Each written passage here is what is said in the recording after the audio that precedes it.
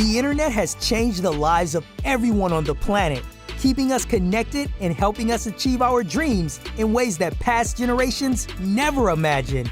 Join Christian and Farouk as they interview other startup founders, investors, tech employees, and amazing people who have changed their lives in unbelievable ways simply by using the internet. Find out how you can do it too right now on Thank God for Internet.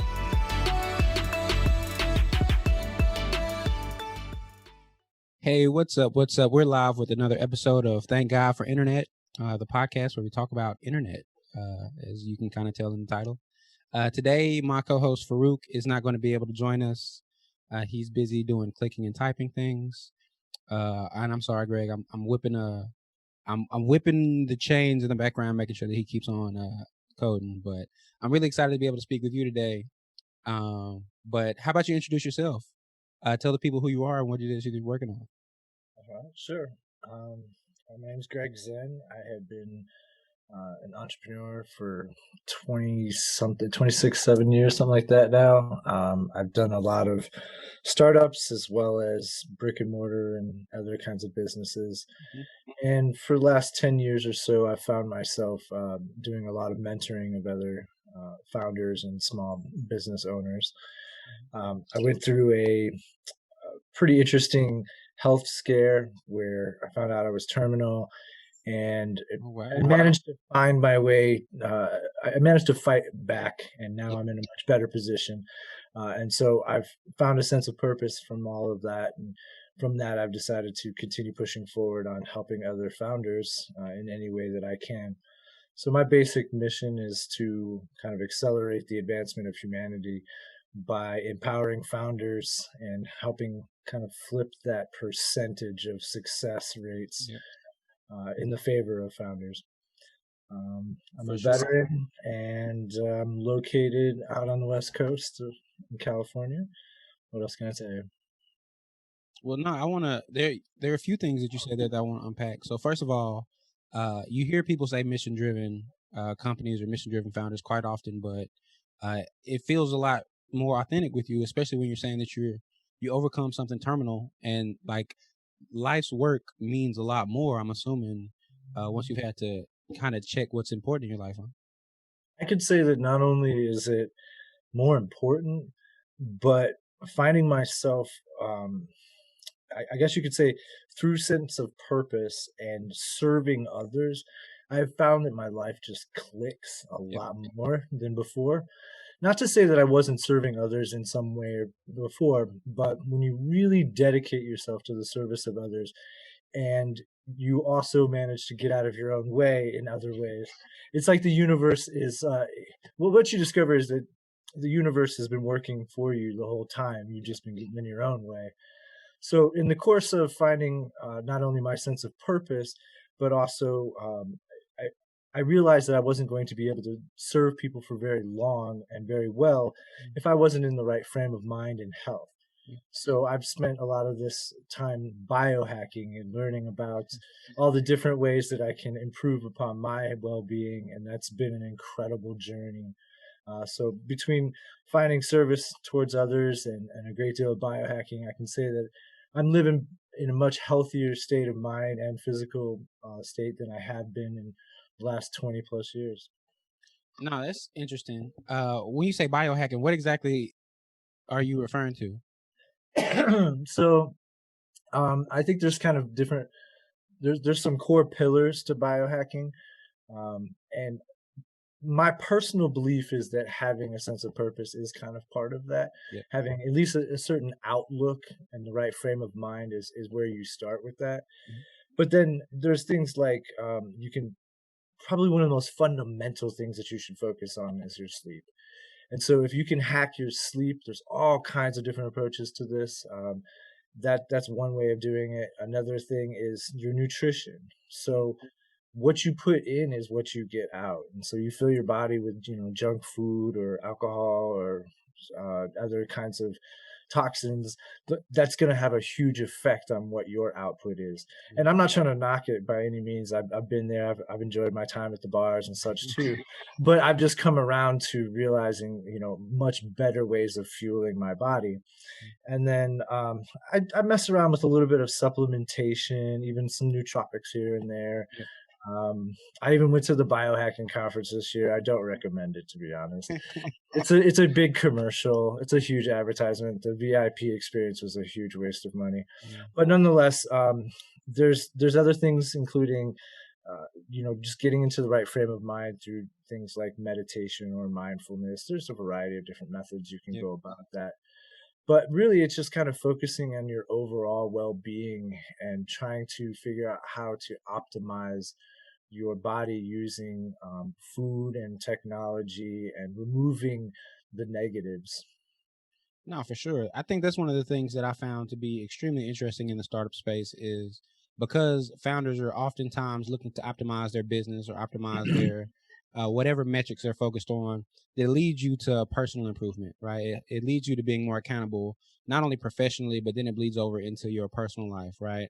Are you sleeping enough? Are you eating enough? What's your mental health like? Are you meditating? Are you in the right frame of mind to lead a company, to lead others, or to be that mission-driven founder that you plan to be?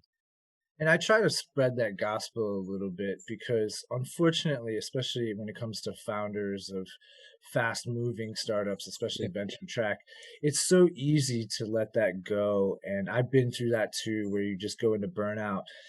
And one of the things that a lot of people I think don't understand is that burnout is not like something you can just sleep through a weekend. Right. And in some cases, burnout can have a very long time damaging effect on a person in such a way that you can think that it fundamentally changes them because it takes so long for that to get reversed.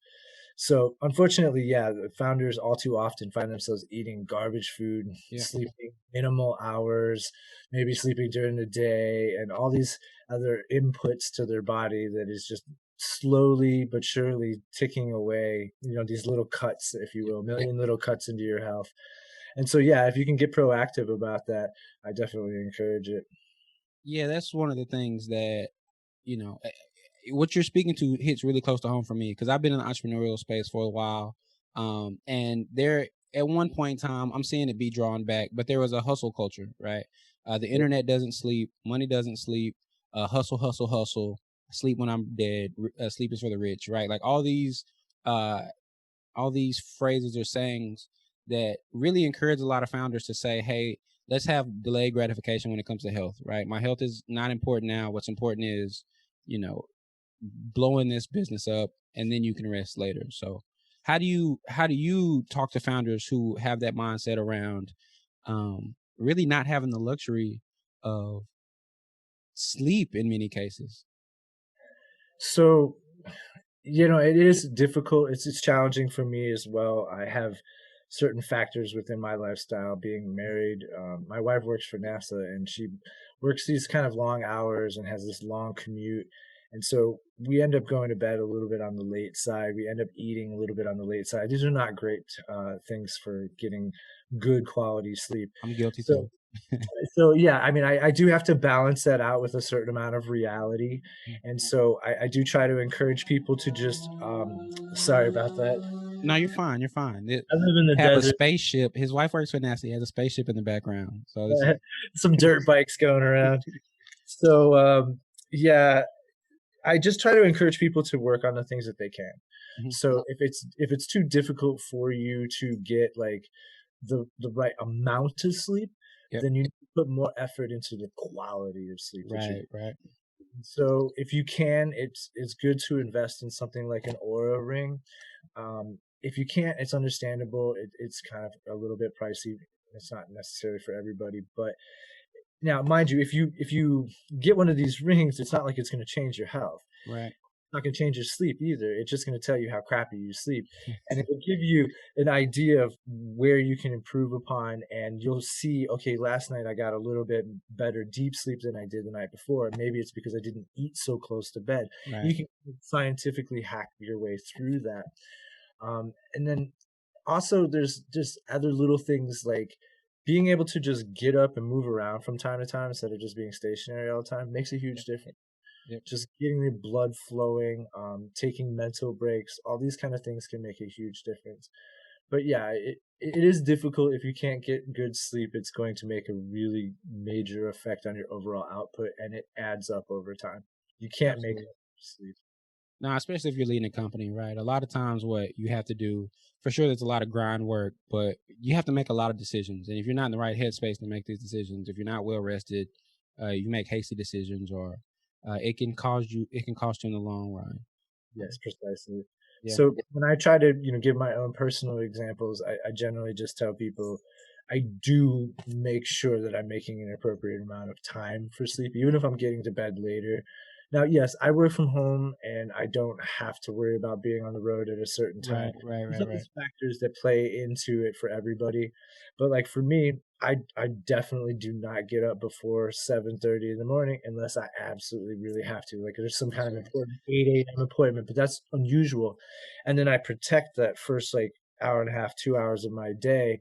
I have a morning routine. And that's another thing I spend a lot of time with founders on is like perfect that morning routine. Right. The first things that you do when you get up in the day determine the quality of the rest of your day. Yep. So even if it's something as simple as like, there's this viral video that's gone around where Admiral McRaven from the Navy, he's preaching to his alma mater in uniform and everything. And he said the most important first thing he does every day when he gets up is make his bed, because you've accomplished something right there off of the bat. Yep. And you're taking a step forward. And there's some really interesting neuroscience behind this. Every little step forward is a win. And that little win is like a little dopamine hit that kind of pushes you further into the right direction. I could get into the neurochemistry side of it all day, but the idea here is that you start off with something like that, and then you move into a routine that becomes very routine. It's like a habit.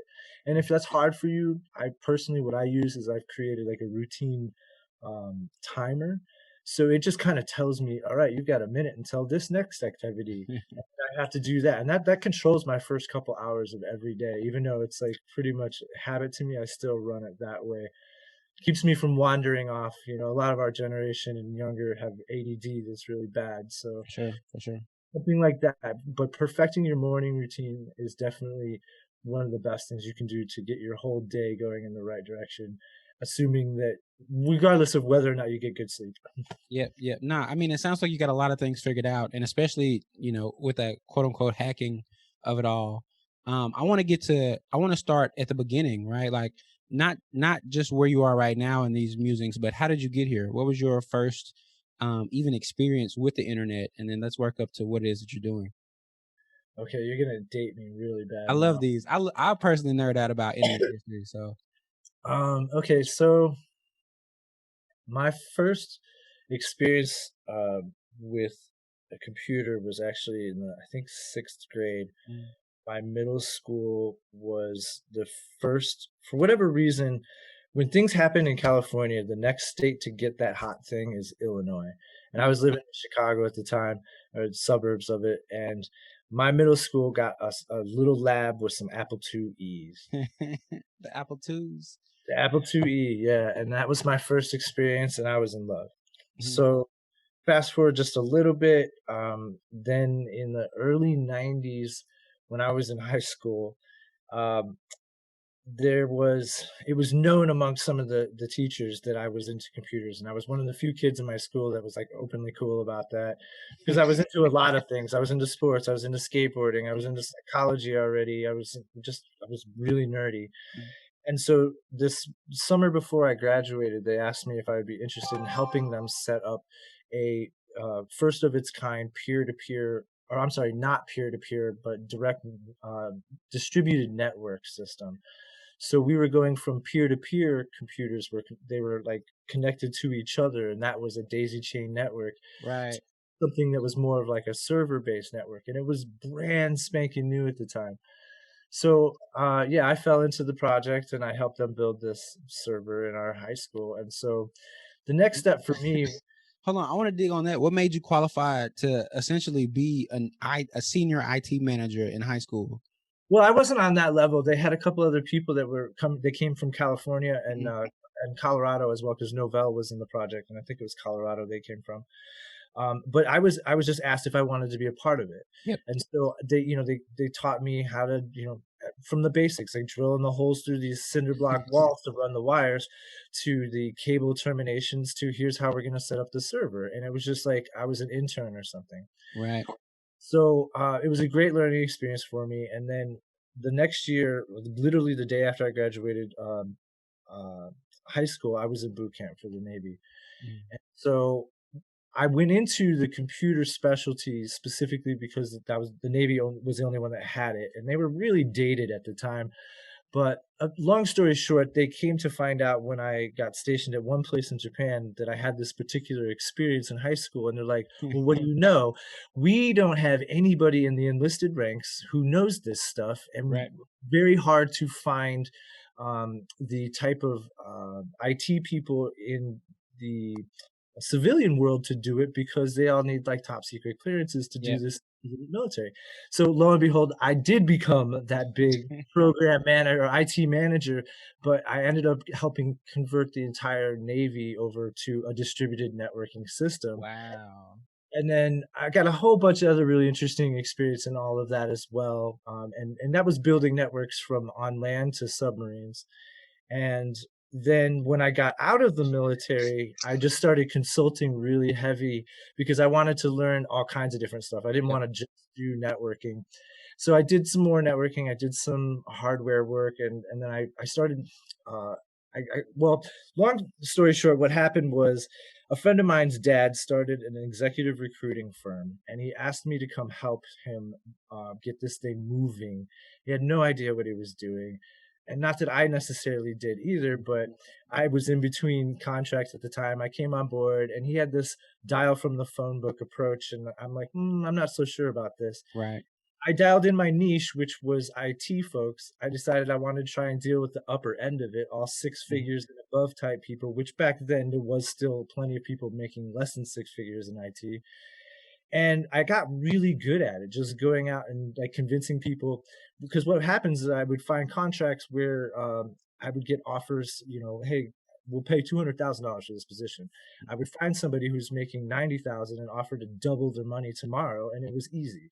So long story short, I ended up building my own first company for reals. And it was like an executive placement firm for high level IT that got purchased in less than Wait, 2 years. wait. Okay, okay. Before we get into down to that, so because you essentially made yourself available in high school, right? You were this intern, you enlist in the Navy. Thank you for your service, by the way. They find out that you essentially sat in on this group project and trained you for years until you became a senior IT manager, essentially, right? All kinds of They didn't crazy give me any experiences. training. I was thrown straight to the fire, no Of course, yeah. That's what I'm learning around with a lot of technical roles. It's like, hey, if you're interested, do it, right? You figure it out. But you come out the Navy, you work with your friend's father's executive recruiting team, right? And you just kind of apply your niche or your field of expertise, which was IT, to this. And what year did you start the recruiting process for these people? Because you mentioned the phone book. I'm sure there's some people listening to this who Yeah. So I think it was I want to say it was 90. It was like late 98 when I started that firm. It was Mhm. called Velocity Consulting. So And then from okay, so 98, you start the consulting firm. You run it for how many years before you sell it? I sold it right before the dot-com bubble finally. Bingo. So here's the deal about that. If I would have been Velocity.com, I would have easily made 10 times as much money. But Right. I didn't feel like we were a .com. It Yep. was just me, and like I had this really wonderful woman who did like a lot of the background work for me, signed checks for me and Yep. stuff like that. But that was it. And so I was just selling my contracts at that point to a much bigger firm that's still in existence. They'd gobbled up smaller firms a lot at the Mhm. time. And then interestingly enough, a side note on this, the timing was really remarkable though. Yeah, I did get out right before the dot-com bubble burst, but then the stock market was tanked for a little while. But Right. a friend of mine, he had made some money in a similar way. And he was like, yeah, I got a great stockbroker he's making so much money investing on all these really great buys right now. So I took all the money that I had just made and I pretty much tied it up into that direction. Yep. And everything was going really well until Until it 9/11. wasn't. Yeah. 9/11, the house of cards came. Yeah. Wall Street was shut down for about 5 days or so, 5 business days, and then the rest of the world was still trading. And so a lot of us got caught with our pants down. And I walked away with that, not very much money, to be honest with you, but it was Nah. enough to move on to the next thing. And I continued doing startups from there. Yeah, nah, super fair. I mean, I think the world was caught up in a frenzy. And I even want to pick your brain around that. Like, so I remember, I really don't even want to talk about it too much, but I remember being in school when the Y2K bug was a thing, right? Like, and the world was going crazy. But I want to know, what was your experience like operating in that environment? Because you spoke to the fact that you didn't feel comfortable enough calling yourself a .com, but you were still a consulting firm. Like, what was it like being in business around that time? Because I It was can really imagine. exciting. Yeah. It was definitely the Wild West of the internet, Mhm. and it's so different now. I think one of the biggest differences is the fact that we have like this broad sense of community, Yep. and many communities, whereas back then it was most of those people didn't talk to each other. Mm. And a few of them did, and it was kind of competitive and what have you. But at the same time, it was just, if you had a cool idea and a .com, there was this period of time where everybody was throwing money at it. I saw a lot of IPOs that were just garbage, or pre-IPOs especially, that were total garbage. But it was like shooting for the moon was the thing for a minute there. Yep. And then it all came crashing down, and the culture went away for a few years. It almost went underground to a degree. I mean, Yeah. some of the VCs and such were still around, and they were making big and heavy investments, but that culture kind of went underground for a little while there. Yeah, no, for sure. So what's next for you? So you sell your consulting firm, you tie it up into Wall Street, and then the market crashes, the world crashes, September 11 happens, and then essentially the economy sits on the back burner to just American recovery, right? Like, as we're figuring out how as a country we kind of come back from that. What are you doing as your next venture after all of this happens? So at the time, I was actually working for another .com. It was an internet service provider that had like really early market advantage in Chicago. We were the first DSL providers, and we had a pretty healthy chunk of the dial-up crowd back then. Yeah, dial-up. And when love it. 9/11 happened, that exposed some things in that particular firm, and like what ended up happening is when I got all my money out, and paid the broker fees and all of that, I was not left with very much, and I decided I needed to break free of all of this for a while. And so I was kind of running operations for this ISP, and I just went on vacation. So what happened, I mean, literally, this is going to sound a little strange, but this is kind of how I work, at least at the time. I paid my landlord 6 months in advance rent. He knew I was good for it if I didn't come back in 6 months. And then I went out to my favorite Japanese place across the street, got some food, went across the street from there to got some New Balance sneakers, took the train to Chicago O'Hare Airport, still not knowing where I was going to go. Right. Took a jump to London and started backpacking around Europe for the next 5 months. And then I was eventually into the Caribbean. So I needed to let my brain unwind after all that.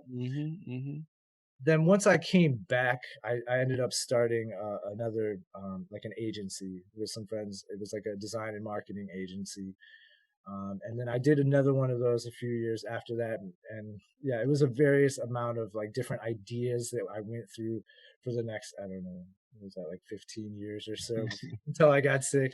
I mean, the last startup idea that I actually sunk my teeth into before I found out that I was terminal, I was literally trying to tackle world hunger by messing with the distribution system in the United States, because 60% of the food that gets produced in the United States is wasted before it even gets to the markets. What I didn't understand at the time, though, was that the distribution system is mostly foreign owned. And so going up against those incumbents is kind of difficult. But we were lofting around this idea of an app that could change the way people buy food, like make healthier food buying choices and then automating all of that. It was kind of like almost like a precursor to Instacart, if you will, but in a much more thought out way. We were trying to disturb or disrupt the system. Yeah, it was pretty lofty idea at the time, but then once I found out I was really sick and I could not dedicate like the long hours every day, that's when I switched gears and started just mentoring as I could. No, super fair, super duper fair. What are the types of companies that you mentor with now? Like, what? I'm sure you have all kinds of experience. Just on this call, in the few minutes that we've talked, I'm getting veteran vibes in many ways. Thank you. I wish you could have heard the call that I was on just an hour ago, where I was talking to another early stage startup that's trying to work into the helping founders space like we are. Yep. And so I just unloaded so much really good actionable information for them. And that's kind of what I do mostly is I talk to very early stage folks that are struggling to figure out where to start and how to validate their ideas, or more often than not I spend a lot of time trying to talk to people out of their ideas, or like at least out of their solution first thinking, and them or push them towards something like lean stack, or some kind of methodology that will teach them how to validate with the customers before they start building. That's probably where I spend most of my time. There's a little bit of advising here and there that I do to some later stage startups, especially SaaS companies right now that are looking to do exits and just looking for some advice on how to get out of their company. But more often than that, I like to put my focus on the early stage founders, because I think that that's really where the most churn is for great ideas. For sure. And again, I know I just talked about don't go solution first, but at the same time, if you're willing to walk into the entrepreneurial space because you had an entrepreneurial idea, I hate to see those dreams get crushed because you just really didn't know what you were doing, or you got the wrong guidance. Like somebody told you to spend time on SEO or paid advertising, and you don't even have like a community yet. You don't even know where your customers are. Yeah. So yeah, that's kind of where I spend my time. Nah, I mean, I think you hit something that's super important there is, and something I struggle with in talking with other founders is that I think that you are at an advantage as a young, bright-eyed, bushy-tailed founder, right? Who is just ready to, we're going to change the world. Versus, I've gone through several ventures, and then some of you gets a little, not jaded in the word, but you understand what you're getting into, right? I would not have started my first company if I would have known everything that went into it, but it made me who I am. And I really do appreciate that. And with a lot of founders, they get so in love with the idea. This is how I tend to express it: is they get so in love with the idea, like you said, they don't have a problem. They've engineered a solution for a problem that doesn't exist. But even as you were talking to me around ending world hunger, I think it's easier for whether it's potential employees, whether it's co-founders, whether it's investors. I think it's a lot easier for people to get excited around the problem that you're solving. I have no idea what your UI look like. I have no idea what your tech stack look like. But if you're telling me that you're trying to solve world hunger, I'm at least going to be like, okay, so what's the plan, right? Like, Let's have a conversation. Exactly. Mm-hmm. Yeah. So super duper interesting. What would you say is the difference in starting a company now versus, let's say that 99 era? Oh my gosh. So, it's so interesting because the problem is like the number one problem in the early stage, whether it's my experience or what I hear from other people all the time, because I've done so many discovery interviews. I can tell you a little bit about that in a second, but it's the customer discovery aspect of it, finding your customers and then marketing to them. Yeah. That whole aspect of how do you reach those people. And that has vastly changed over the years. For sure. Because there's all these new channels to do it. And yet some of the more popular channels from back in the day are not used nearly as much, because who's watching broad or primetime TV anymore and things like Stamps. that. So, right. So the the unit cost has gone dramatically down for finding your customers, depending on, of course, what you're doing, what your customer segment is. But if you have a niche and they kind of reside in the same places, this is much easier than it ever was before.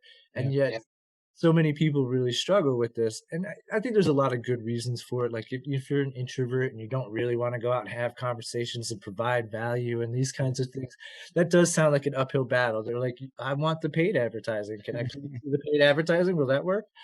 But yeah, the methods in which we go about finding and engaging our customers. And also, I think it's very worth noting that back then, Steve Jobs and a handful of people were kind of on the front end of the idea of user-centered design. Right. Whereas today, notwithstanding the fact that the no-code movement practically throws that out the door, in general, we have the opportunity to get into conversations with customers at a much earlier stage. In fact, it's not even just the opportunity, it's the right way to do it. Oh, for sure.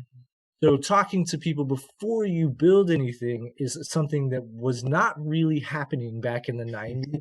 You spent tons and tons of hours, and you had to get all this investment on ideas, which was really hard to do back then. It's not much easier now because it's so much easier to get traction. Yep. But yeah, whether or not you made it and then tried to find customers for it, or you try to find customers and then build it. That's like probably the other big difference, I would say. And obviously, another thing you could say is the funding side of things has dramatically changed.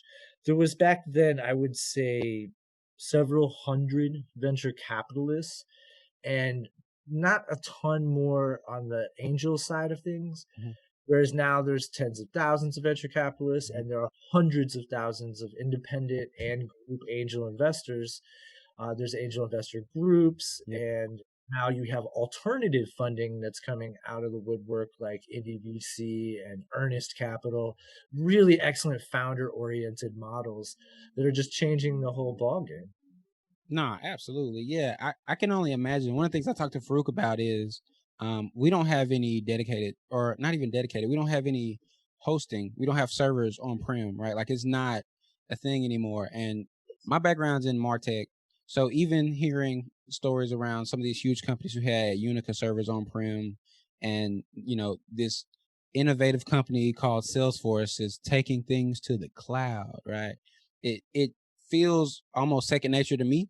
But it's revolutionary to some of these businesses who are, who drilled those servers in the wall, 20, 30 years ago. And then the maintenance cost and Yep. I mean, just the size of the IT team just required to run a company that wasn't even necessarily a tech company. Right. Back then, it required just an immense budget. And today you can create like a legitimate multi-million-dollar company with 2 or 3 people. Oh, for sure. Oh, for sure. Now, I remember when the lean startup movement, Eric Ries posted, I think it was maybe 09, 08, 09, 2010, somewhere in that time frame. It felt like that's when I really started dipping my toe into the space. But it felt revolutionary because, let me ask you this. Are you a developer? I am a terrible coder. I'm like the world's slowest coder. I'm more of a designer. Yep. Now, same. I always describe myself as a super duper junior dev, super senior marketer, but fuse me together, I'm pretty regular, I guess. But I spoke to that because how many founders feel like they can't get an MVP up without a technical co-founder, or feel like they need to be an engineer before they get their first customer. And the rabbit hole that I was going to go down is really piggybacking off of what you just said. How soon can you talk to customers? How soon can you validate an idea? How soon can you get somebody comfortable with filling out a form, or just giving you their credit card information to even think about if this is worth 3 months, 6 months of your time on the front end? And if you're successful, you're looking at 3, 5, 10 years of your life. So you don't want to spend too much time, I guess, wandering around, because if you get it right, you're going to be doing a lot of wandering around anyway. So it's a very interesting time for this. Visual development's been around almost as long as the internet. Arguably, it's been as longer. Mhm. But now we have the no code Yep. movement. Yep. And this movement's an interesting thing. It's somewhat hard to explain for some people, but I think it's fairly easy to encapsulate. It's just visual development tools are on the rise, and there is a sense of community around this where there's a growing movement of people who are helping each other Yep. figure out how to create uh, these MVPs and other solutions using tools that don't require a knowledge of code. And what's really interesting about this, because it kind of goes across the board as far as I'm concerned. On the one end, yes, you can develop a basic MVP, whether it's a website, and it could just be a landing page. Right. And Right. here, give me your email, and I'm going to send you some stuff, Yep. maybe. And that's a good enough starting The point for newsletter. sure, yeah, the ever popular newsletter. Yeah. And then conversely, while you can very quickly test ideas like this, there is and I'm going to get some hell for this, but there's what I call spaghetti startups. Right. Right. Right. And now, spaghetti startups, I'm going to try not to drop names here, but there's some people who follow some particular people who are very well known for this. Mhm. And the basic gist of it is you don't need to know anything about business. You don't need to know anything about your customers. You don't need to really validate anything beforehand. All you need to do is get adequately good enough at any particular no-code tool so that you can produce some crap that you can put on the internet Yep. or in the app stores and see if people bite. And do this a certain amount of times per year, and your odds of success are there. You're going to get something that's going to get enough traction that someone else might come along and give you a little bit of money for it. Yep. Yep. Now, for some people, that's a win, and I'm not knocking it, except for that it's a playground of business. And what's worse about it, and this is part where I get a lot of heat for it, is that it creates a graveyard Yep. of unused garbage apps and websites that people don't know right away when they get there that this is not supported anymore, or that it was a total moron that made this, Mhm. or that whatever the case may be. And so what we have is just this plethora of apps and websites growing exponentially faster than we can keep up with. And so, like Product Hunt and keeping up with all these Yep. places, Yep. I think what we're seeing is a little bit of product fatigue along the same lines as some people are seeing with newsletter fatigue. And so there is a point where this gets too far. And some people are saying, no, no, no, it just keep throwing out these ideas and keep churning out no code projects. That's fine. It won't have repercussions down the road. I tend to argue that eventually this will hit a wall. Yeah. Same with the ways that we're currently finding our audience and promoting to our audience. So like one of the things that we tend to preach is this concept of wherever you go and find your audience, you want to provide value to them Yep. before you go offloading your links to your products and all this. You don't want to market straight to their face right off the bat. You want to make them like you or what have you. Build some goodwill and some authority, etc. Well, that only goes for so long until eventually people are like, I'm not hanging out here anymore because everybody's trying to sell me something or everybody's an expert on something. And eventually you have to figure that there's going to be a paradigm shift in how we reach our customers. Yep. I see it. It's coming on the horizon. I just don't know exactly what that is. Whoever dominates that. And I think that some people are thinking in that direction, like Rand Fishkin and Arcturo. Yep. They're heading in that direction, But yeah, the game is about to fundamentally shift. And so it'll be interesting to see how no code, as well as everybody coming onto this idea of, I have to have a newsletter. Everybody wants to be their own media company now. For sure. For sure. You have a newsletter, a podcast, and this, that, and the other thing. And I think it's because, people like Seth Godin tells us that. So we'll see how that plays out. Nah, super fair. You spoke to a lot of things that I want to even talk to. Some things I'll piggyback. Some things I'll just share some thoughts and I'm interested to hear your thoughts.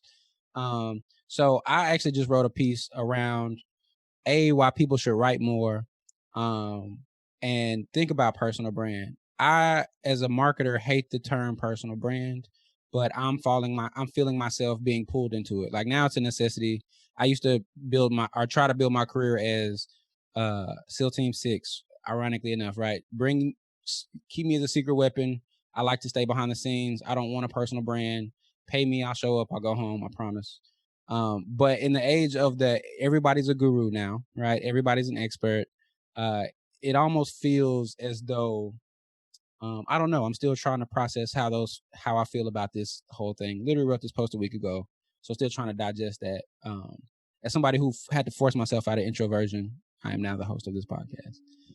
But the no code movement, when you spoke to, thank you. The no code movement that you spoke to, I look at that as similar to social, right? So as we've had more people come online, you get more good players and you have more bad players, right? So same with the no code movement. It feels as though there was a certain barrier to entry in the tech space at one point in time, right? Like you had to almost be nerding out about this in order to get a start in it. But as the barriers to entry lower, you have more players, good and bad, who are in the space, and you're going to have consumers who are going to also shift how they interface with these players because their experiences are going to differ.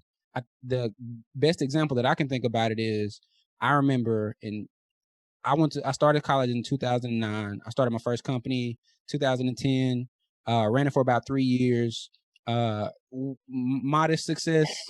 I wasn't in love with it. But at the time, Google was, don't be evil. Google was the benevolent gatekeeper of the internet with all love, right? Facebook was a great player. Everybody wanted to be Mark Zuckerberg. But in 2010, it feels like Google may or may not be a bad guy. Mark Zuckerberg may or may not be a bad guy. People, it feels weird, right? And it is that paradigm shift. And akin to what you're saying with the no code movement, maybe that paradigm shift happens in the same way, right? Where people are super excited around starting or being early customers in a startup.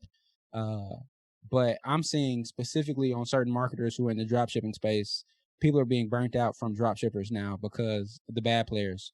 So I can see that happening in the startup space where we essentially burn out our customers, where we essentially burn out the goodwill that people have towards startups. And I definitely don't want to see that happen. I mean, especially with you being Startup Heroics, and I want to get to that in a second too, but especially with you trying to empower entrepreneurs and really trying to move the space forward as a whole, I don't think that benefits anybody in the long term, despite any short-term gain that may come from it. And I think to me, one of the things that I've discovered anyway is what this is kind of a cultural shift. Yeah. And that's not by any means the end of the world, or not. Of course not. I don't want to say reversible because I don't want to give the impression that it is. I mean, I'm sorry. Go ahead. I just think that there's an influence that needs to be there. Yep. One of the things that I keep hearing a lot of by some of the, I guess, senior folks, whether they're developers in the no-code space or serial founders that are kind of associated with it, is it kind of the same thing we're hearing about American government, which is like there's no adults in the room. So basically, we just need a little bit more positive direction. Yeah. And I think that applies towards entrepreneurship in general and startups especially, but no code, sure. And what I'm really about is this idea of business for good. Yep.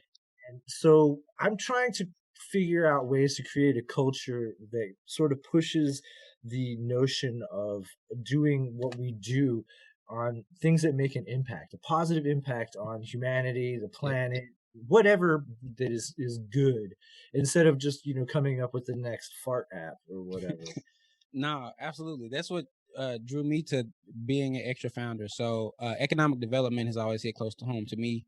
Like I said, my mother was a programmer, so I was exposed to computers extremely early, but there were certain opportunities afforded to me because I was on the internet, right? This whole podcast was created to highlight the success stories on the internet and people who have motivational testimony, yourself included, to share with people who are new to the space, but it's also entertaining to the vets out there who are listening and reminiscing on this nostalgia with us.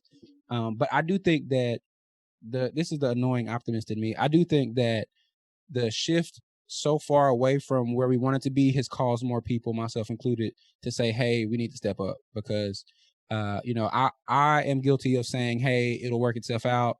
I don't need to be here. Like, it'll handle itself. But once it goes down a certain path, you're like, okay, maybe I need to do a little bit more to contribute to the space, to kind of counteract some of the activities going on there. I think we're Because, seeing that in a lot of different ways. yep, In the startup space, we're starting to see it a little bit in the no code space. yep, I think it's fair to say that this election season, we're seeing yep, that a lot. Like I just saw, a factoid earlier today that said we have quite a bit more early voters at this stage in the game yep, today than there was in the entirety of it last time around. right, People are obviously coming out and they're like, okay, we maybe there wasn't enough voices heard last time. We're gonna have to make sure we're a little bit clearer about yep, yep. Nah, definitely, definitely. So, the optimist is like, okay, if it gets bad enough, then we'll do something about it. And we recently interviewed a founder who is in the clean energy space, and he was speaking on the same things. And it feels culturally it's happening across the board. You mentioned a culture shift, and I agree with it. I don't think it's a going back though, right? I think that the internet, uh, as it infects culture, is akin to how Americans dealt with the electrification of the country, right? Like, if you were selling candles or beeswax, when this thing hit, you didn't say, well, as soon as it goes back, we'll be in business. You shifted the business. And I think that, um, I don't even know where you are in the world right now. You're in California, correct? just saying. Right. I've spent more time talking to you than I have my next door neighbors. Right. Like, that is a culture shift. And I'm, I am confused, not even confused. I ponder often, at what rate is this going to be pulled back after the pandemic? Because this artificially accelerated this whole process. But I think about how much is this going to be pulled back versus how much this is going to serve as a spark for people to say, you know what, maybe that meeting could have been an email, or maybe this teacher who is not a technical person or wouldn't even consider themselves a digital nomad, maybe they can consider a career where they work from home. And it's now happening not just for tech people, but for everybody. It's mainstream. The social network, Mark Zuckerberg made entrepreneurship mainstream. Everybody is a startup. Shark Tank, same thing. It feels as though in 5 years from now, I'd be willing to bet that the future looks more like something we've never seen than what it did 5 years ago. I would agree with you 100% on that. There's definitely going to be some pull back to the Of course. norm, but this was a catalyst for Yep. sure. And interestingly enough, even though the pandemic as a catalyst wasn't necessarily predicted in the way I'm about to mention, Mm-hmm. I would like to mention that since the early days of like the great philosophers, it has been predicted that humanity would one day get to a point where most people would not have to work, and those who would do so would choose to do so in service of others. Right. And what they're really alluding to in a variety of different forms here is that the world of individual entrepreneurs was just meant to happen, and it was only a matter of time. So this has long been predicted, and I think that we are moving into the age of entrepreneurship. And that's Yep. why I firmly believe in my cause, my mission, my sense of purpose. I believe that entrepreneurs are the tip of the spear moving humanity forward. Yep. No, I think so too. I think, especially because of the accountability entrepreneurship forces you to have, right? If you are an employee, you can, and not recommend it, but it's very possible that you go to work, you do the bare minimum, you do just enough to keep your job. You're not really that invested in the company. If you work at, $1 trillion company, you feel like a number, versus if you're an entrepreneur, even if you run a local restaurant, even if you own a local brewery, you know that if you're late, then the business is affected. You know that if you stay late, it can grow. You know that you have a direct impact. So you have more motivation really to be your best self. And whatever path that leads you down is always fascinating to me, because there's no school like entrepreneurship. Like this, there's no. We get into this idea that entrepreneurship is going to give us a certain amount of freedom. And so whether that's financial freedom or more Yep. time Yep. or travel ability, whatever the case may be. And yet, ironically, what ends up happening is that so many founders get into the trap of the hustle and the Yep. grind. And so, for at least that first couple of years or so, they end up like the opposite of having freedom and so Yeah. forth. No, absolutely. Absolutely. No, you're fine. You're fine. I think, yeah, it's one of the few places to where the work feels like fun, right? So like technically I am working. I hope that you're saying this is work too. We're going to publish it. Like this is great, but I enjoy this versus if I were working, if I was doing checkout at Walmart and they're like, hey, Chris, we need you at 9 p.m. I know you got here at 8 in the morning. We need you to stay till about 10 at night. I wouldn't be as excited about that. So I think it affords a lot of opportunities. And I have a thesis that we're going to have a side hustle economy. Like this is, uh, I don't feel as though we're going to have as many monopolies, right? I don't think we're going to have as many $1 trillion companies, but I think we're going to have a lot more $100 billion companies, a lot more $100 million companies, as people lean almost towards serial entrepreneurship, right? Like build a company, sell it, next company, boom, build it, sell it. And that is perfectly fine. That is, I really think is an amazing thing. As we think about what does the future of the economy look like? That's It's one of our, interesting you say that. I was just having this discussion, what is it, last Friday. What we often see when we have that type of vision, where there's all these independent players creating small, maybe yeah, SaaS business, whatever, and then selling them, yeah, we tend to lose sight of where they're selling them to. right. It's like they go into the ether. Well, in reality, what they're doing is they're getting bought up by all these, big conglomerate companies and Mm, investment banks and such like that. And what they do with it is an interesting story. From there, it could be a variety of different things. They could spin the product off. They could take it and make it more healthy, which is what yep, a lot are trying to do. Some of them are just trying to get rid of your product because it's competitive or whatever the case may yep, be. yep, But we are at that stage right now where most people just don't care. They're just like, well, as long as the number comes in high enough, I'm out. Yeah, it's yep. cool. This is a fun ride, and next time I'll try something that wasn't so stressful. Right. Now, and you spoke to it about the mission driven entrepreneur to bring this interview full circle. Um, I've heard the term described as the missionary versus the mercenary, right? So, again, started my first company almost 10 years ago. A lot of stress. I called professional services almost retirement, right? So it's just like, hey, built a company, exited the company, didn't have it in me to give birth to a new company. So I was consulting, I was doing marketing, advertising, agency stuff until this extra founder opportunity came to me, and it felt like it fit like a glove. So obviously, we're in business to be in business, but it feels like a glorified passion project, right? Like I am eager to help founders. I am eager to think about how we build tools to service founders, but it is I think it's a different mindset than if I was to try to build something to flip it. I've done that too, right? Get a site up, let's flip the business. Like we're not really, blah blah blah blah blah blah blah. But it is interesting that you say that. Where does it go, right? Like these companies don't just go off into the ether. Um, yeah, man. I've never considered that. I was looking at it from the founder's perspective of you have some companies who want to go public.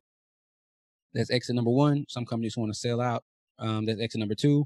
And then you don't really see too many other options there. So if you don't plan on being a publicly traded company, feels like the only option would be to either sell your shares or sell the company in its entirety. And then, Or you know, there's the option of just having a sustainable business that keeps money in your no, this bank is very true. This is very true. and Yeah, doesn't yeah, yeah. require much effort to run it or Yep, whatever. yep, And if you're really slick about it, like I know some people who do this, you build one after another of yep. those recurring revenue streams that basically function on their own. And if you need support, you farm it out or Yep, whatever. yep, yep. No, I think that's the smartest way to go about it, I feel. Or I'd say the least stressful, right? Is it almost seems like that kind of business is talked down um in certain Silicon Valley circles, right? Like you're only doing 2 million a year. Like, is that really, you Okay, know, look, it's a lifestyle business. So right, right, right, right.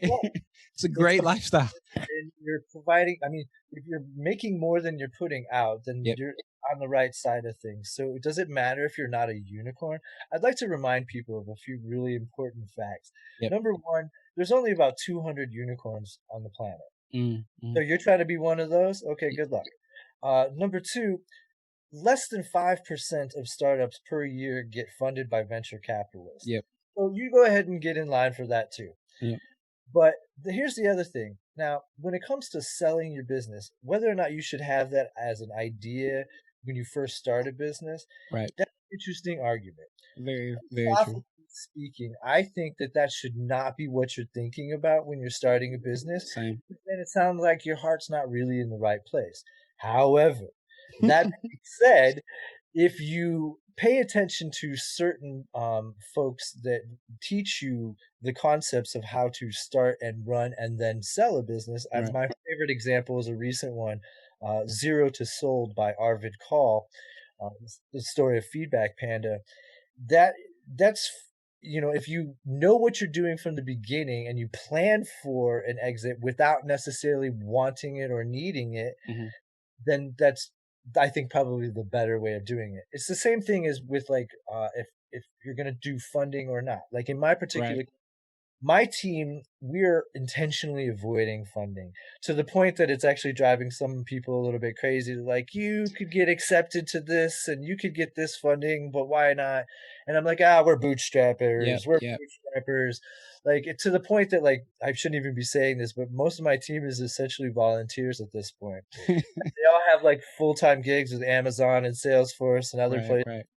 They're like, they're top level in their fields, but they're feeling this mission, the idea that we could actually solve so many more problems in the world Hmm. much quicker and get our act together if we start figuring out how to make it much harder to fail for startup founders and entrepreneurs of all kinds. Yep. If we Yep. can make that, instead of 90% of startups fail within the first 2 years, we can make that 90% of startups succeed in the first 2 years. Now that is an ambition worth chasing after because the Absolutely. ramifications are improvement across the board. The world's a better place. No, I think so. I'll unpack some of that. So super interesting. I think the idea of a lifestyle business definitely should be praised a little bit more, right? So build a business, does $5 million in cash flow a year, 20% margin, boohoo, right? Anyone who's getting made fun of for making 5 million a year just needs different friends. That's all.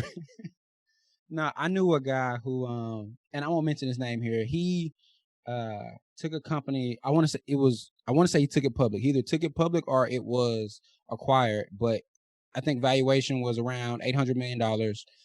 He was a co-founder with a pretty notable guy in the space. And I worked with him on the next company afterwards. Got to know him really well and was just curious as to why he was such a grinder. High net worth guy, uh, older guy, but was hustling like he was in college. And I just make that joke with him a lot because we were serving the college space. And I was like, so why? Are you really passionate about this problem? He was like, yes. And I was like, so is that why you want to start a company? His response to me changed me forever. He said, well, $800 million is a failure in his eyes because it was not a multi-billion-dollar exit. Because it was a $500 million exit, $800 million exit, somewhere in that space. It was not the Facebook of its space. It was not the Google of its space. And he was just super duper excited about another shot at goal. And, you know, I would not be up. I feel that.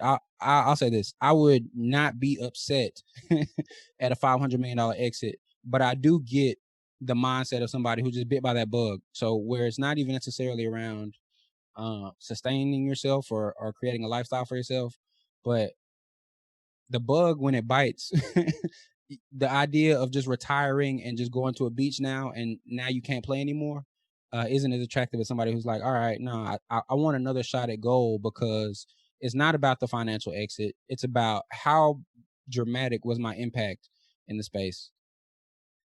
I personally am driven on that level. Mhm. So from a financial standpoint, my perspective is pretty straightforward. It's Mhm. like I have a certain set of goals that I wish to achieve, Mhm. and then beyond that, it's all I have to find Scorecard. No, it's not. It's not buying islands. It's not buying yachts. It's not taking my friends out to party in Ibiza.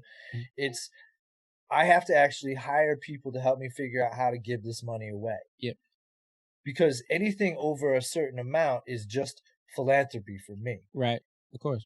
How can we use this money to either make more money for philanthropy, or how do we just give it away in smart ways? Yep. Not just like, well, I'm doing good in the world because I give to UNICEF or whatever, but making really intelligent investments that make a difference. Yep. Yep. 'Cause, No, like, I was listening to a Jay-Z song today. He was talking about that. He was like, how can I help the poor if I'm one of them? mm. Yeah, and it was a troubling thing for me too, because for a long time I was sitting there on this perspective that I needed to change my stance as well, because I was like, I'm helping all these founders up, but I'm using my own back to do it. Like, here, Right. step up on my back, step up on my back, Yep. instead of reaching down to lift them up. Right. So that was part of me having to, reorient my life as well. Yeah, Again, this some of the growth that happens as a founder. You're challenged to look at yourself and say, or not even challenged. You're privileged to have the opportunity to look at yourself and say, hey, is this the way that I want to do it? If yes, keep going. If not, let's reinvent the business. Let's not even necessarily pivot. That word gets overly used in a different way, but let's reassess our approach. And you have the ability to change the direction of that ship, the entrepreneurship, if you will. yeah, it's changing the rudder. What's that term? Buckminster Fuller had a term for it. I forget what it's called now, but yeah, it's all about the slightest little changes is all it takes to steer a huge ship Yep. significantly in a different direction. And that's what I think is what's going on here with society and with entrepreneurship, is that if we put forth the effort to make it not only easier for entrepreneurs and less daunting, Yep. and also easier to acquire funding and not have all these ridiculous principles driven by emotionally driven venture capitalists. And I mean, it sounds like I'm really bagging on venture capitalists. There's a lot of bad players in that field, and there's a few really good ones. Yep. In general, they're motivated by money. They're motivated Right. by returns, It's the whereas it's the business they're in, right? angel investors tend to be giving back or trying to make some kind of impact and such like that. Institutional money doesn't really care one way or the other, so you've got a lot to prove there. But if we can make it easier for people who have ideas that can change the world to actually enact those ideas and not trip so much, and have the right kind of support and education that they need, Yep. I think the world will head into the right direction. And yeah, we're going to have that net negative effect from some of these awful moments that are happening right now. Mhm. Yeah, we're heading into that Blade Runner kind of world, I suppose. But that is what it is, and it's also an opportunity for a lot of people to make positive change in the world and to lift themselves in the process. Absolutely. By the way, I am waiting on this Cyberpunk 2077, so it's a thing. So now this has been great. I think I was a bit selfish in the conversation, but I really enjoy this, and I think that a lot of your insight or a lot of your perspective can be very helpful, or even entertaining for the audience. But I do want to ask you, at what point in your career did you realize that this internet was a big deal? Like, when did you realize, hey, the internet is going to allow me to have conversations using the millions word or the billions word rather than something that's fun or something that I enjoy? I understood the implication pretty much immediately. Right. If nothing else, by the time I was in high school, I understood that this was going to change the world. Yep. There's no doubt to my mind whatsoever. And then as far as, like, let's put it this way. The easiest way to describe that change in mind for me was growing up. I always knew I was going to go in the military. I had people around me in my family that had been in the military, and there was a good chance I was going to go into the Navy because that influence was in my life. Mhm. But I also loved this little cartoon as a kid called G.I. Joe. And one of my favorite characters was Shipwreck. And so I knew I was going to go into the Navy. At least I was pretty sure of that. Mm. But then when it came time to actually make the decision which branch I was going to sign up for, and I actually signed up at the end of my junior year of high school. I had a whole Wow. year delayed entry, but I was so sure I was going to do this. But when it came time to make that decision, I could have gone off and been I could have gone SEAL team, I could have been a sniper, I could have done Right. all these different things. But at that point, I realized I have this gift for technology. I have a Yeah. strong interest in technology. I think that there's going to be a great career path in technology. So there's a lot of opportunity here Yeah. versus like, oh, I could go be an artist or something like that, where it's like, well, I probably won't get paid much, but hey, I'll be having fun maybe. So it just seemed very obvious to me in high school that that was the right path. And then going through the technology path in the military, I was no looking back. No, absolutely. No, absolutely. No, your testimony has been amazing. So I want to give you this opportunity to give a plug. I want you to take the mic, drop a plug for anything that you're working on, anything that you want the listeners to check out. Okay, cool. So we actually have got some stuff cooking right now, and so there's not like a whole lot to really look at. So it's just like stay tuned, coming soon. You can definitely come check me out on Twitter at Mr. Greg Zen. It's MrGregZen. I usually am fairly active. At least I try to regularly provide valuable content for various people, whether you're in no code or product or design. And to that note, one of the things that we're working on, before we have our big crazy launch of like the ultimate product that's going to help startup founders learn, Mhm. we are learning how to launch really well. And so we have some kind of test products that we're doing, and they're just like little helpful products that we're putting out in the space that people can use, and that we can get a little bit of um awareness for our brand Yep. and goodwill by putting these things out for free, and then learn how to launch better. So a couple of these things are coming up, and then we have like this newsletter. Oh my god! Yeah, but here's the deal. Here's the thing about the newsletter that hopefully will make this a little bit better than average. Uh, I originally got the idea to do an automated newsletter from Michael Gill, who is a developer who got big in the no code space. And they call him the king of automations. He's come up with all really great automations. And then I decided I wanted to take it a little bit further, and we talked a little bit about it. And he's kind of giving me some sense of direction. And my team and I are working on this thing, where essentially what's going to happen is you can go and sign up for not only the newsletter, but eventually this site where the content that you see is explicitly the content you want to see. Right. So it's self-segmenting. So let's say, for example, you just don't care about design, anything related to design. Well, we're not going to let that be front and center. Right. So on the website, it'll still be something you can go digging through, and you'll find there's a design section or design tags or whatever. But if you're not into that, it just won't be what's thrown in your face. Instead, the fresh content that's really what you want will be there. Same with the newsletter. So instead of getting whatever, maybe it's a good newsletter this week and maybe it's not, and whatever, what you're going to get is solidly things that are what you're expecting to get, and it's fresh. Like, okay, here's the latest that just came out from the product world, or this is the latest in funding or Mhm. whatever. And then you should be able to easily tailor that later on. Like, okay, I'm not really digging on this subject or whatever. So what's kind of interesting about this is that it's actually solving a problem for me. And what that is that I already, as I mentioned, I curate some content because a lot of content comes through me Yep. on a regular basis, and I'm interested in a lot of things, whether it's product design, UI, UX, marketing, customer development, Mhm. Mhm. so forth. I All mean, the cool things. I'm involved in all of this stuff. Mhm. And so when I get really relevant content, I feel like it's my duty to share that with the appropriate audience. If it's general, then I'll put it to the right, more or less tagging in Twitter. Otherwise, I'll share it to the right Slack group, or maybe in the Y Right. Right. Right. school, etc. And so what we're doing is we're actually automating the process of doing that for me, along with I have this other AI built in that's aggregating more content for me. And so then I'm sharing all of this content in a rather automated fashion. I'm kind of web clipping everything that I think is hot for this particular group. And then eventually, like every week, you're going to get that newsletter that's going to get that hot stuff for what you asked for. Yep. And then the site eventually, that'll be part of that as well. And the site's going to have, similar to Extra Founder, it'll have a deals section and a community section to give it more value.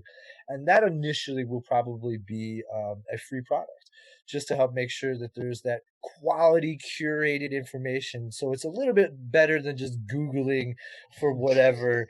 And we'll have, the ability to search within the site so you can narrow down, articles to whatever you want, or if you want only podcasts instead of video cast, or only written material, all of that. And then eventually we're working towards some type of an AI driven learning experience, kind of working from a lot of things that we're learning from India and stuff, like the computer in the box or computer in the wall theory stuff, where we need to have like the students teaching each other. Right. And the teachers have a different role in this. And there's an encouragement factor that's one of the pillars. I won't bore you with all the details there. What we're basically trying to do is try to make sure that the advancements in education in general are not getting passed by for the entrepreneurship world, because we're like the redheaded stepchild of education. Nobody cares about the founder world. I mean, except for the people that really have some kind of interest in it, whether they're accelerators, incubators, or funding mechanisms, etc. So we're just trying to figure out ways to make it much easier for startup founders on multiple different types of paths to have clarity for that particular path. Right. So if you're building your own podcast, you'll have the right information for that. And if you're building a venture track enterprise SaaS, then you'll have the right information for that. Yep. So yeah, that's kind of what we're working towards. Unfortunately, I don't have a big thing I can flex in front of everybody right now, but you're absolutely welcome to go to StartupHeroics.com. There is a working form on there where you can reach out to us if you need help as a startup. If you're looking for some, basic mentoring or whatever. I am tailoring or pulling back on the paid mentoring, so I have more time for us to develop product. But I am basically just putting a call out there to say, look, if you're really stuck or if you need some help, give me a shout out, whether it's at the StartupHeroics.com site or on Twitter at Mr. Greg Zen, and I'll do whatever I can to point you in the right direction. No, that sounds super cool for any listener, no matter what their skill is, because you're essentially saying you guys are providing personalization at scale. That is basically what we have been doing for some time in one form or another. Yep. Nah, and you spoke to a lot of, you mentioned AI several times in that. I'd be interested in picking your brain. And where do you think the future of AI is going to go in, we can go cyberpunk or we can go Blade Runner, but even in the next 3 to 5 years, what do you think the future of the marketing automations, or really just AI in general? You nailed it right there. When it comes to AI, I think there's a lot of really interesting implications that could be talked about. People really right now want to talk about the brain interface and all of that. But I mean, we're really not getting as far along in 3 to 5 years with that stuff as you might think. But where I think the hot opportunities are, especially in the next year or two, as everybody's really locked in, is that artificial intelligence powered marketing technology. That is what's up. Yep. No, and I think that it would be another conversation to talk about, like, where is technology going? Because I'm really into future tech. I'm very much into multimodal technology. And I'd love to have that conversation at some point in time too. No, However, for sure. Wrap up because my wife did just get home from her little Of course. Yeah, no, I get that. We do have to live lives as well. Yeah. So I'll ask you one last question before we go. So you gave the shameless plug for what you're working on. Could you plug something that you have no direct or indirect affiliation to, something that you think is just really cool or that you've seen recently on the internet? Yeah, oh my gosh, there's so many of them that I would love to, but I'm going to just go hands down. My favorite tool of the last year, they just did a new, very big release that just blows me away. It's called Descript. Descript is like the ultimate tool for recording and editing your podcast, or any kind of, like, there's so much more to it than that. But now you can actually do the editing and recording of the video in there as well. So it's bringing together these two worlds that have not previously been together. Right. Furthermore, they've got this function called overdub that you can train with your own voice. So let's say you and we have this conversation, and I'm the host of the podcast, and I realized later on that I gave the wrong information. I sent you to that wrong website. Well, I can let you know that, but we're not going to re-record that whole podcast. Right. What I can do in there is it auto transcribes the whole audio for me, and then I could just type in there and then go, okay, it's at this restaurant, not that restaurant, and it'll actually sound like me. Wow. Boom. Right? Yeah, so go check out descript.com. Check out their new commercial that they have. Their old commercial was like so awesome. It should have won a Webby Award. If it didn't, I don't know why. They have really fantastic commercials for it, but their product is amazing. So I'm going to give a real big shout out to the folks at Descript. It's the hottest thing I've seen in a while. Now, Descript, I definitely need to check that out, because as I'm exploring down this path, I'm seeing that the audio production space is a completely different silo than the video production space. And I was like, I'll give you both files. They're like, no, that's not how that works. You can like separate the audio files from a single podcast recording. Like you can have them as being different users. Yep. I mean, you can take a whole bunch of recordings and slam them together. Like I do this sometimes. I take voice notes on a personal voice recorder, and then I'll put it together. It's like, okay, I've got these 7 different voice notes that are like hour or whatever each, and then I'll slam it together and transcribe it so that I can easily edit it so that I can pass that on to my team. There's a lot of different ways you can use it, and it's actually really fairly priced. Nah, definitely. I need to check that out, because again, like, we're not using typewriters anymore, right? So I think it feels like the next UI is going to be voice for sure. Like I'm already. The other thing I'd like to throw out there, just for anybody who's interested in getting into the founding, or if you want to build your own startup, or you want to test an idea out, and you're worried about like, oh, well, I need a developer. I'm not a tech person or whatever. There is this no-code movement, and you really should take a look into. Great place to start for that is makerpad.co. That's a community, and you don't necessarily have to be in the pro membership, but that's definitely worth it, where you can learn how to use all these no-code tools and become a part of that community and build your own MVP in days or weeks instead of having to hire people, and then test this without having to spend a bunch of money. So yeah, makerpad.co. Shout out to Ben Tossel and the family over there. So Makerpad and Descript, those are the 2 shout outs. Now, they both sound awesome, man. I'll need to check both of those out myself. But I'll go ahead and wrap this up. I know you've got a family. I won't keep you all evening. I do appreciate you for joining me on the podcast. I hate for being able to be here. But yeah, I know he would enjoy this conversation as well. Cool. Yeah, so I had a comment I wanted to make after you're done recording. Yeah, absolutely. It's been an absolute pleasure talking with you as well, and I enjoyed every bit of it. No, likewise. The pleasure is all mine, man. And for the listeners out there, we appreciate you listening. Until next time, we'll see you on the internet.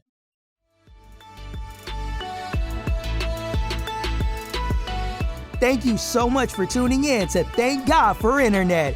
If you enjoyed today's show, be sure to show your support by subscribing and leaving an honest review on Apple Podcasts, Stitcher Radio, or wherever you're listening right now. For more great content, head over to extrafounder.com. Thank you, and catch you on the next episode.